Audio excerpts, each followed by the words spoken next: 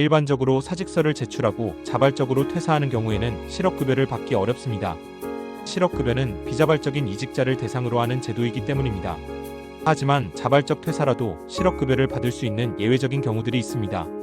고용보험법에서는 정당한 사유가 있는 자발적 퇴사를 인정하고 있으며 다음과 같은 경우가 해당될 수 있습니다.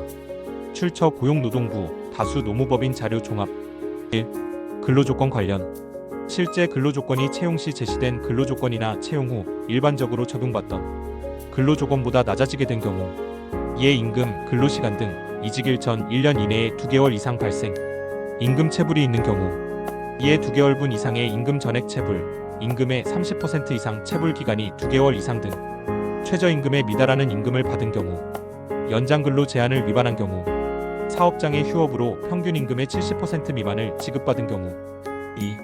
회사 규책 사유 관련 사업장에서 종교, 성별, 신체장애, 노조활동 등을 이유로 불합리한 차별 대우를 받은 경우 직장 내 괴롭힘이나 성희롱, 성폭력 등을 당한 경우 사업장의 도산 폐업이 확실하거나 대량 감원이 예정된 경우 사업의 양도인 수합 등 일부 사업의 폐지나 업종 전환 등으로 퇴직을 권고받거나 희망퇴직에 응한 경우 3. 통근 곤란 사업장의 이전 지역을 달리하는 사업장으로의 정근 배우자나 부양해야 할 친족과의 동거를 위한 거소 이전 기타 피할 수 없는 사유로 통근이 곤란하게 된 경우 통상적인 교통수단으로 왕복 3시간 이상 소요 4.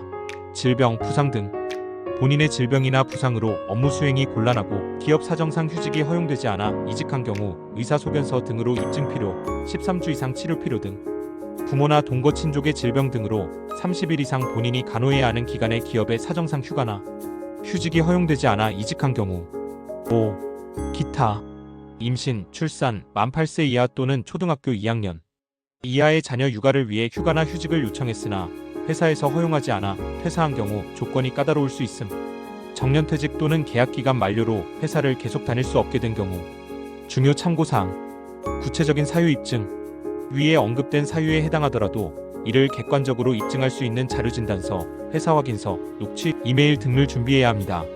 사직서 작성 시 유의 단순히 개인 사정으로 기재하기보다는 구체적인 퇴사 사유를 명시하는 것이 유리할 수 있습니다. 고용센터 상담 가장 정확한 판단은 거주지 관할 고용센터에 문의하여 본인의 상황을 설명하고 상담을 받는 것입니다. 고용센터는 개별적인 상황을 종합적으로 고려하여 수급 자격 여부를 판단합니다.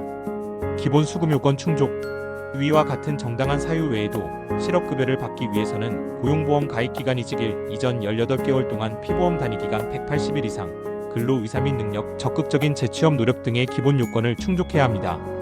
따라서 사직서를 제출하셨더라도 위와 같은 예외적인 상황에 해당될 가능성이 있다면 관련 증빙 자료를 갖추어 고용센터에 문의해 보시는 것이 좋습니다. 기타 권고사직일 경우 일반적으로 권고사직 시에도 사직서를 제출하는 것이 일반적입니다. 권고사직의 의미와 사직서 제출 이유 형식상 자발적 퇴사 권고사직은 회사가 근로자에게 퇴사를 권유하고 근로자가 이를 받아들여 사직하는 형태입니다.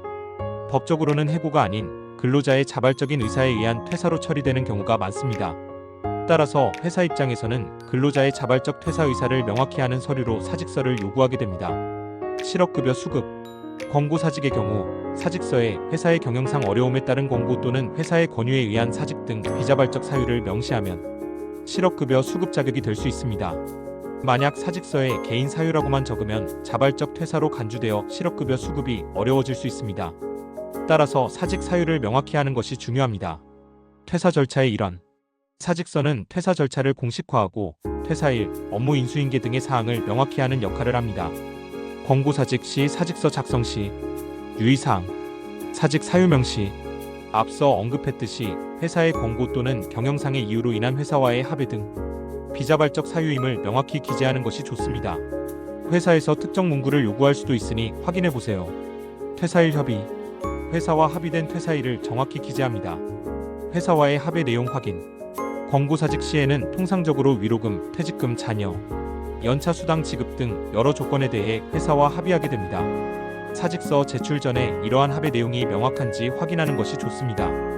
경우에 따라 별도의 합의서를 작성하기도 합니다.